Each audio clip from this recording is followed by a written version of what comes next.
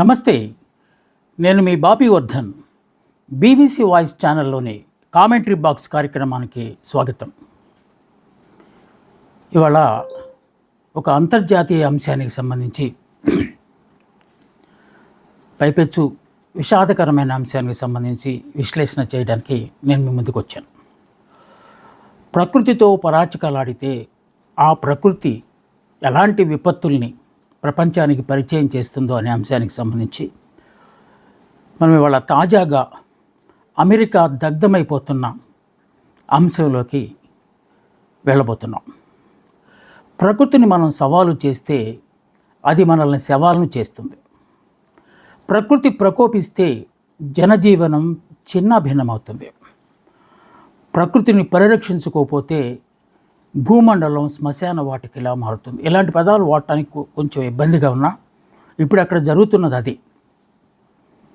కొన్ని సంఘటనలో మానవ తప్పిదాలు అపార నష్టాన్ని చవి చూస్తే మరికొన్ని సందర్భాల్లో మనము ప్రకృతిని నాశనం చేయటం వల్ల ఆ ప్రకృతి ఆగ్రహించి కొన్ని నష్టాలకు దోహదం చేస్తుంది. ఇలాంటి వాటిలో అమెరికా అగ్రరాజ్యం ఆర్థికంగాను సాంస్కృతికంగాను అనేక విధాలుగా ప్రపంచంలోనే అగ్రరాజ్యంగా పేర్కొంటున్న అమెరికా కూడా ఇప్పుడు ప్రకృతి విలయంలో విలవెల్లాడిపోతుంది. అమెరికా అనగానే మనకి ఎప్పుడు గుర్తొచ్చే ప్రకృతి విపత్తులు హరికేన్స్, ప్రచండ గాలులు. ఆ గాలులు వచ్చినప్పుడు జనజీవనం చిన్నాభిన్నమైపోతుంది. కారులు, రకరకాల వెహికల్స్ అన్ని గాలిలో పిట్టల్లాగా ఎగిరిపోతాయి. భవనాలన్నీ పేక మెడల్లా కూలిపోతాయి. అది తరచూ వస్తూ ఉంటుంది అమెరికాలో. కానీ అప్పుడప్పుడు వచ్చే కార్చిచ్చు ఈసారి అంటే మహాఅగ్ని ఈసారి లాస్ ఏంజల్స్ అంటే అమెరికాకే గుండెకాయలుగా పరిగణించే లాస్ ఏంజల్స్ని దగ్ధం చేసేస్తుంది. జీవితాలు కకావికలమైపోయాయి. వేల సంఖ్యలో అంటే దాదాపు 1,00,000 ఇళ్ళు భస్మీపట్లం అయిపోయాయి. ఆ ఇళ్ళు ఏమైనా సామాన్యమైన ఇళ్ళ కాదంటే సెలబ్రిటీస్, హాలీవుడ్ యాక్టర్స్ ఉండే ప్రాంతం అది, డైరెక్టర్స్ ఉండే ప్రాంతం అది. ఆ ప్రాంతం అంతా అగ్నికి ఆహుతి అయిపోతుంది. గతంలో కొన్నిసార్లు వచ్చినా కూడా ఎంత పెచ్చరిల్లిపోవటం అనేది తొలిసారి అమెరికన్లు ఎక్స్పీరియన్స్ చేస్తున్నారు. కేవలం లాస్ ఏంజల్స్కి మాత్రమే పరిమితమైపోతుంది అని జాగ్రత్తలు పడుతున్న క్షణంలో అకస్మాత్తుగా కాలిఫోర్నియా, అమెరికాకు మరో జీవకళ లాంటి నగరంలో కూడా ఈ జ్వాలలు ప్రబలుతున్నట్టు తాజాగా మనకి వార్తలు వస్తున్నాయి. ఎందుకు ఇలా జరుగుతుంది? అమెరికాకు అటు హరికేన్లు ఇటు కార్చిచ్చుల బెడద ఎందుకు వస్తుంది?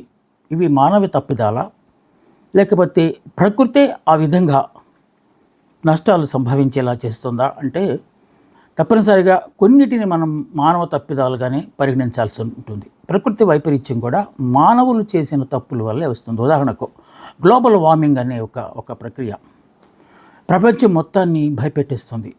ఉష్ణతాపం రోజు రోజుకి ఏడాదికి పెరిగిపోతుంది. ఉష్ణతాపం పెరగటం వల్ల మన దేశం లాంటి చోట హిమాలయాలు కరిగిపోయి వరదలకు దారితీస్తుంటే అది మనమేం చేసింది కదా, కానీ మనమే ఉష్ణతాపాన్ని పెంచాము, మన చర్యల వల్ల పెంచాము. తద్వారా మనము ప్రకృతి కోపానికి గురి కావాల్సి వస్తుంది. అమెరికాలో కూడా జరుగుతుంది అదే, ఇప్పుడు జరుగుతుంది అదే. అగ్రరాజ్యం అమెరికా ఏదైనా చేసేసి, ఎందుకంటే వాళ్ళ దగ్గర సాంకేతిక పరిజ్ఞానం అదంతా ఉంటుంది. కొన్ని సందర్భాల్లో ముందు జాగ్రత్త చర్యలు తీసుకోకపోయినా కూడా తదనంతర పరిణామాలను ఎదుర్కోవడానికి సత్తా అమెరికా దగ్గర ఉంటుంది అని అందరూ అనుకున్నది ఇప్పుడు అపోహగా మిగిలిపోయింది. ఎందుకంటే మోటాముల్లే సర్దుకుని అంటాం మనం మామూలుగా, కానీ వాళ్ళ దగ్గర మూటలు ఉండవు కదా, డబ్బు మూటలు ఉంటాయి. డబ్బు మూటలు అవన్నీ వేసుకుని రోడ్ల మీద నడుస్తున్న పారిపోతున్న సంఘటనలు, దృశ్యాలు మీడియాలో చూస్తుంటే హృదయం కలిచినట్టు అవుతుంది.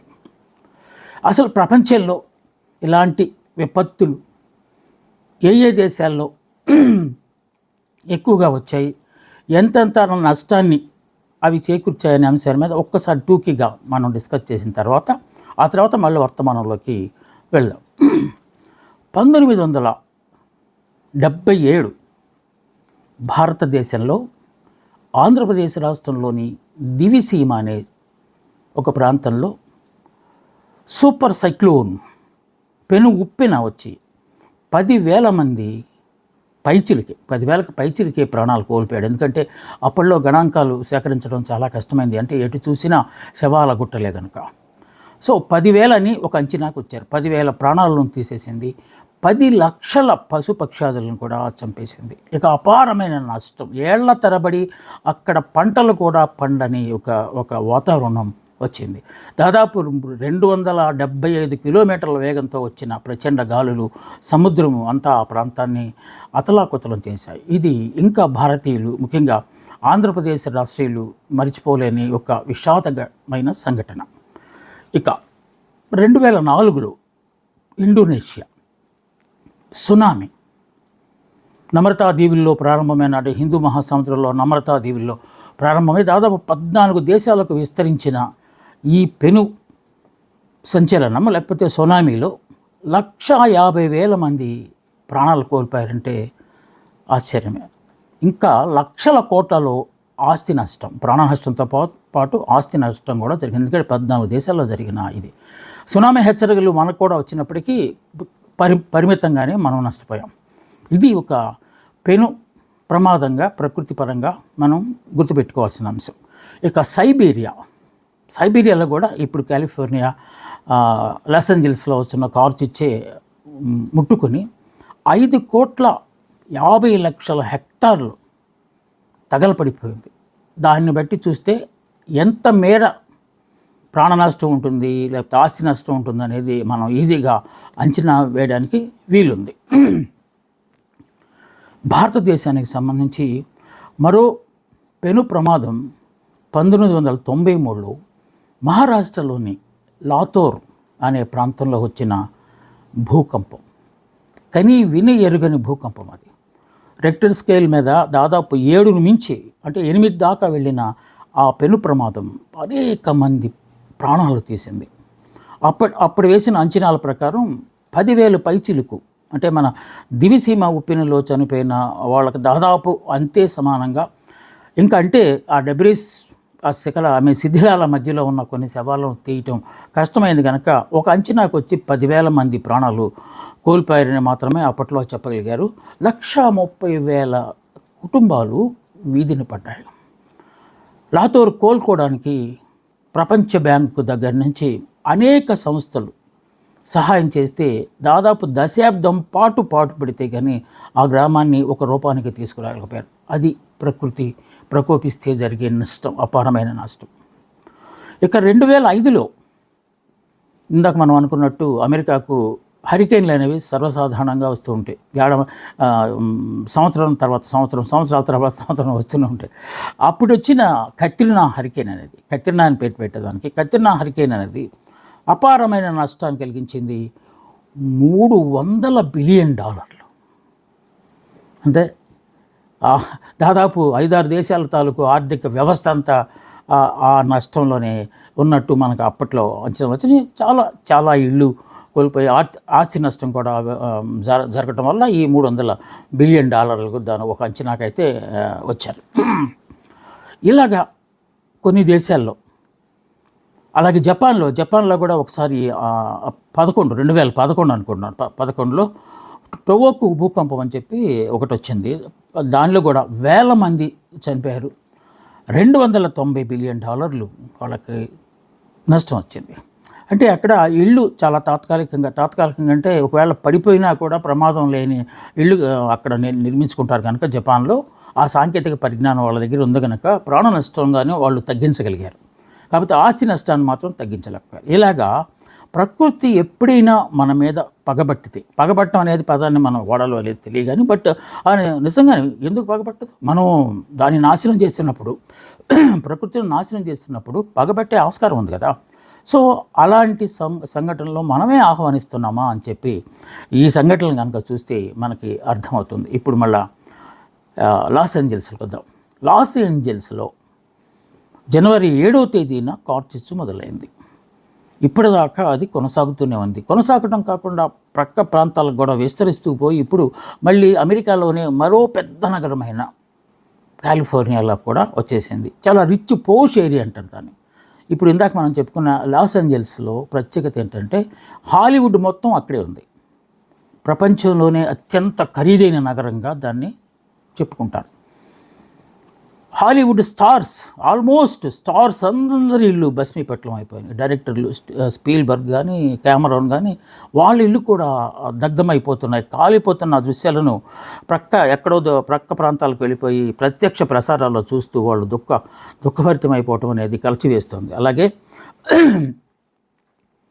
పారిస్ హిడెన్, స్పెన్సర్ పాట్, అలాగే జేమ్స్ వుడ్ ఇలాంటి స్టార్స్ తాలూకు హౌసెస్ కూడా పూర్తిగా దగ్ధమైపోయిన నీళ్లు దొరకట్లేదు. అమెరికా దగ్గర ఉన్న సాంకేతిక పరిజ్ఞానం ద్వారా ఆకాశం నుంచి కూడా నీళ్లు ఉపయోగించి, అంటే కేవలం అగ్నిమాపక దళాలే కాకుండా హెలికాప్టర్ల ద్వారా కూడా నీరు స్ప్రే చేసి అక్కడ మంటలను ఆపే ప్రయత్నం చేస్తారు. కానీ ఈ లాస్ ఏంజల్స్లో ఇళ్ళు తగలబడుతూనే ఉన్నాయి. నీళ్లు పోసినా కూడా తగలబడుతున్నాయి. ఏంటి కారణం అని కనుక మనం కొంత లోతుగా పరిశీలన చేస్తే అక్కడ అర్థమైంది ఏంటంటే, అక్కడ దాదాపు 90% ఇళ్ళు కలపతో, అంటే వుడ్తో తయారు చేస్తారట. వుడ్తో తయారు చేయడానికి ఏంటి రీజన్ అంటే, అక్కడ రియల్ ఎస్టేట్ బిజినెస్ చాలా తక్కువగా ఉంటుందట. అంటే భవన నిర్మాణ కార్మికులు దొరకటం చాలా కష్టం అట అక్కడ. అందుకే చాలా అత్యున్నతంగా వుడ్తోనే ఇల్లు కట్టుకుంటారు. మంచి మంచి ఆకారాలు తీసుకురావడానికి ఈజీగా అది అనువుగా మారుతుంది కనుక వుడ్ అనేది అక్కడ కాస్ట్లీ వుడ్ కూడా దొరుకుతుంది, చెక్కలు. వాటి ద్వారా కట్టుకున్నారు కనుక నీళ్లు పోసినా కూడా మంటలు ఆరని పరిస్థితి అక్కడ వచ్చింది. ఎందుకంటే ఈ పాత్రికేయ మిత్రులు లోపలికి వెళ్ళి, అంటే మంటల్లోకి వెళ్ళి కాదు, దీన్ని ఆరా తీస్తే, ఎందుకంటే మీడియా మూడో నేత్రం తెలిసి అన్నీ చూడాల్సిన ఆస్కారం ఉంది కదా. సో మీడియా ఇచ్చిన కథనాల ప్రకారం అయితే ఒక వుడ్ మేడ్ హౌసెస్ ఉన్నాయి కనుక అక్కడ హాలీవుడ్లో అవే ఎక్కువ కాలిపోవడానికి కారణమవుతున్నాయని చెప్పారు. ఇంకొక విమర్శ కూడా అక్కడ వచ్చింది ఏంటంటే, సామాన్య జనం, అంటే సీనియర్ సిటిజన్స్ కావచ్చు, లేకపోతే కామన్ సిటిజన్స్ కావచ్చు, వాళ్ళు హాలీవుడ్ మీద తీవ్రమైన ఆగ్రహాన్ని వ్యక్తం చేస్తున్నారు. ఎందుకో తెలుసా? వాళ్ళు $1 బిలియన్ ఆస్తులు సంపాదించుకున్నారని కాదు ఇక్కడ. వాళ్ళ ఇల్లు ఆర్పడానికి, ఆ మంటలను ఆర్పడానికి ప్రైవేటు అగ్నిమాపక దళాలను హైర్ చేసుకోవటం, అలాగే ప్రైవేట్ హెలికాప్టర్ల ద్వారా నీరు పోసి అదే నీరు చల్లి ఆ ఇల్లు ఆర్పే కార్యక్రమం చేయటం వల్ల నీటి కొరత వచ్చేసింది ఒక చోట. అంటే వీళ్ళ ఇల్లు ఆర్పుకోవడానికి నీళ్ళు లేకపోవటం, కొన్ని ప్రాంతాల్లో ఏకంగా తాగునీటికి కొరత రావడంతో ఈ సామాన్య ప్రజలు ఎగబడ్డారు. అమెరికన్ గవర్నమెంట్ మీద దుమ్మెత్తిపోస్తున్నారు. ప్రాణాలంటే హాలీవుడ్ యాక్టర్స్ వేనా, హాలీవుడ్ ఫిల్మ్ మేకర్స్ వేనా, సామాన్య జనులు ప్రాణాలు మీకు పట్టవా అని చేస్తున్నారు. కనుక ఇది ఒక వివాదంగా మారిపోయే ఆస్కారం ఉంది. ఇప్పుడు మళ్ళా కాలిఫోర్నియాకి వచ్చింది కనుక ఇక్కడ కూడా అపార నష్టం కలిగే ఆస్కారాలు కనపడుతుంది. ఇంతటితో ఆగుతుందా అనేది అనుమానమే.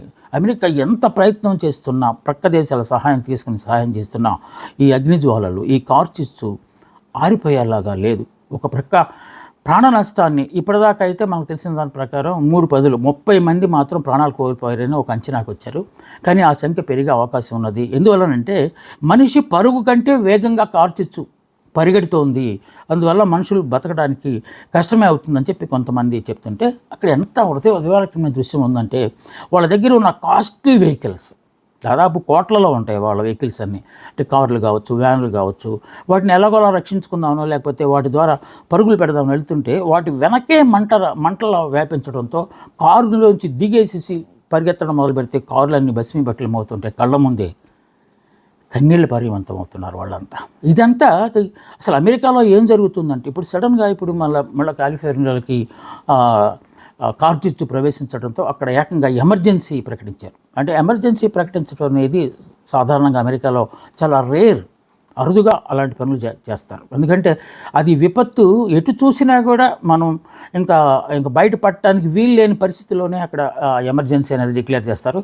ఇప్పుడు అది కాలిఫోర్నియాలో చేసినట్టు తాజాగా వార్తలు మనకు వస్తున్నాయి. ఇక ఈ కార్చిచ్చుకు కారణం ఏమై ఉంటుంది అనే దాని మీద అనేక పరిశోధనలు చాలామంది చేశారు. మనం కూడా చాలా రీసెర్చ్ చేశాను. ఏంటి, ఎందువల్ల అమెరికాలో ఈ పరిస్థితి వచ్చింది, కార్చిచ్చు ఎందుకు వచ్చిందంటే, ఈ హాలీవుడ్ ఉన్న ప్రాంతంలో లాస్ ఏంజల్స్లో వర్షాభావ పరిస్థితులు, దాదాపు 90% వర్షం పడలేదు. అంటే కేవలం 10% మాత్రమే వర్షం పడింది. ఆ 10% వర్షం పడినప్పుడు వర్షపు నీళ్లతో వచ్చే గ్రాస్ ఒకటి, దాన్ని వైల్డ్ గ్రాస్ అంటున్నారు వాళ్ళు. మనం ఎండుగడ్డి అంటాం కదా, గడ్డి. ఆ గడ్డి బాగా మనలాగా చిన్న చిన్న కాకుండా హైట్లో 2-3 అడుగుల ఎత్తులో ఆ గడ్డి బాగా పెరుగుతుందట కొంచెం వర్షం నీటికి. సడన్గా వర్షాలు ఆగిపోయినాయి.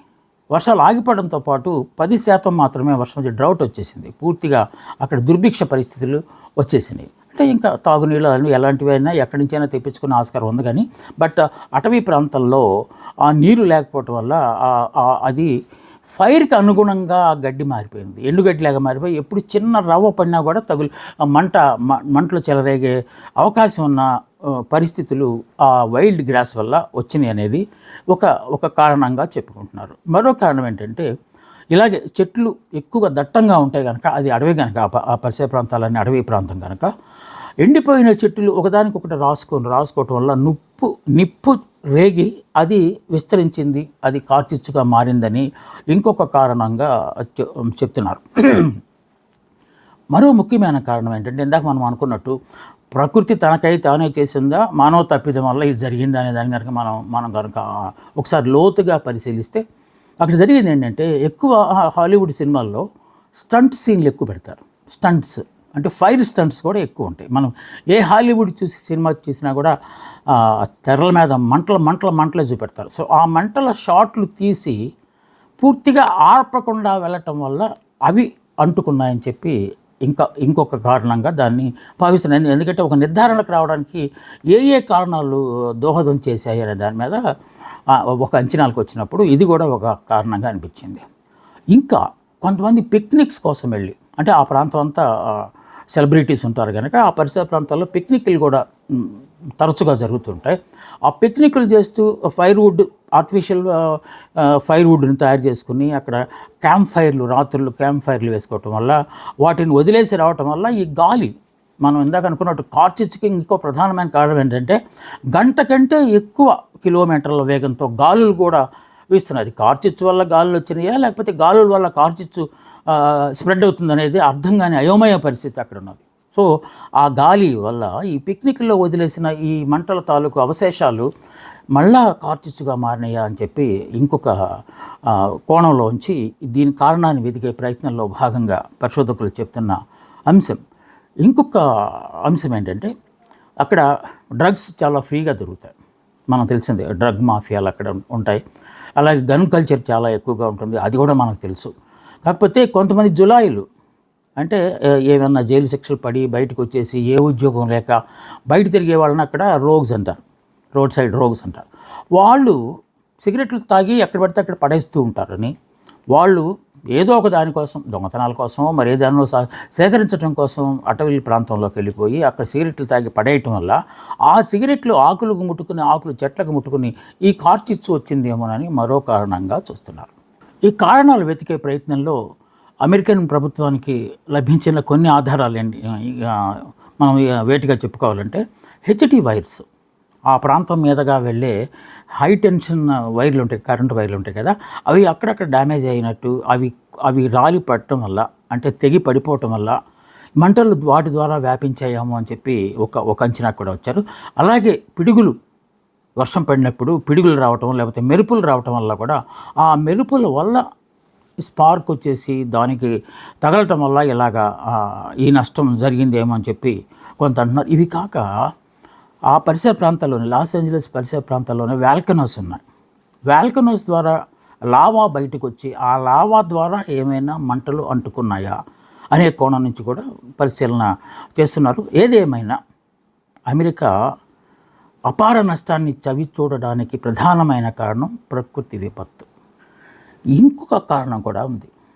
అది నిర్ధారణ కాలేదు, కానీ ఆ కోణంలో కూడా చూస్తున్నారు. అదే ఏంటంటే కాన్స్పిరసీ, కుట్ర కోణం ఏమైనా ఉందా? అమెరికా ట్రంప్ రాగానే ట్రంప్కి కష్టాలు ఎదుర్కోవాల్సి వస్తుంది అనే వాతావరణాన్ని క్రియేట్ చేయడానికి ఎవరైనా కుట్రదారులు ఈ కార్చిచ్చును రగిల్చారా అనే కోణంలోంచి కూడా చూస్తున్నారు. ఏమో చెప్పలేం. దీని మీద రకరకాల విశ్లేషణ జరుగుతున్నాయి. మనకు వచ్చిన అంచనా ప్రకారం ఏంటంటే, అమెరికా అనగానే యుద్ధం గుర్తొస్తుంది. అంటే అమెరికాలో యుద్ధం కాదు, ఎక్కడ యుద్ధం ఉన్నా అమెరికా తాలూకు హస్తం ఉందనే ఒక కోణం కూడా మనం పరిగణనలోకి తీసుకోవాలి. అది ఇరాన్ ఇరాక్ వారా, రష్యా ఉక్రెయిన్ వారా, లేకపోతే వాటికల్ పాలస్తీనా ఇజ్రాయెల్ వారా, ఏ యుద్ధమైనా తీసుకోండి, ప్రపంచంలో ఏ మూల జరిగినా అమెరికా తన ఆయుధ సంపత్తిని విక్రయించుకోవడానికి అక్కడ ప్రత్యక్షంగా కొన్ని చోట్ల, పరోక్షంగా కొన్ని చోట్ల సహాయం చేస్తూనే ఉంటుంది. కనుక ఇప్పుడు ముస్లింలు కొంత, అంటే వాళ్ళ మీద తోయటం కాదు, అది ముస్లింలు కొంత ఆగ్రహావేశాలతో ఉన్నారు అమెరికా మీద అని, వాళ్ళ వల్ల ఏమైనా జరిగిందా అనే ఒక నీడీల్ ఆఫ్ సస్పెషన్ అంటాం కదా మనం, అది కూడా కాస్త ఆ పుకార్లు కూడా కొంత ప్రబలిపోయినాయి. ఎవరు ఊహించారు? అమెరికా పెంచి పోషించిన బిన్ లాడెన్ అమెరికా కొమ్ముల్లాగా పరిగణించే వరల్డ్ ట్రేడ్ సెంటర్ని, రెండు టవర్స్ని కూల్చివేస్తారు, అమెరికన్ తాలూకు ఆర్థిక మూలాలనే కూల్చేస్తారని ఎవరైనా ఊహించారా?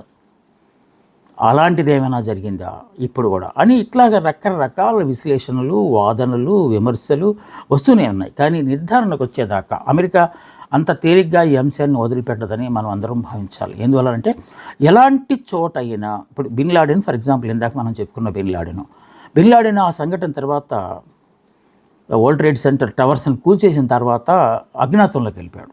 కానీ కొన్నాళ్లకు అప్పుడు చెప్పారు, ఆ పందికొక్కుని పట్టుకుని కాల్చి చంపేస్తామని చెప్పి అమెరికన్ పాలకులు చెప్పారు. అన్నట్టుగానే వారిని ఎక్కడో ఒక బంకర్లో ఉంటే కాల్చి చంపేశారు.